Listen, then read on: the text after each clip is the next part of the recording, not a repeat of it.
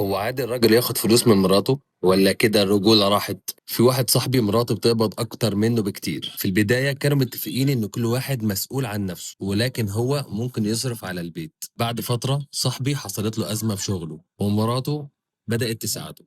ده عادي يعني، مرة تديله 1000 2000 لحد هنا مفيش أي مشكلة.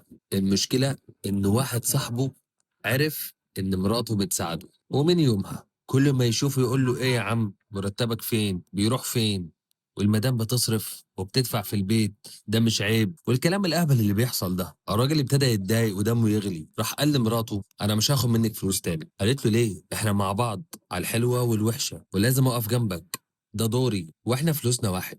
ايه المشكله؟ قال لها لا مفيش مشكله، بس انا فعلا مش عايز هاخد حاجه منك تاني. بصراحه يعني هو حس ان الموضوع جاي على كرامته قوي، وهي شايفه ان دي شراكه، فعادي ان الاتنين يدفعوا فلوس لبعض ويتقاسموا فلوس مع بعض. انا محتاج اعرف رايكم بجد. لو انت مكانه هتقبل ان مراتك تساعدك ماديا وقت ما تكون انت محتاج، ولا هتشوف ان الراجل المفروض عمره ما يطلب فلوس وياخد فلوس من مراته حتى لو كان مزنوق؟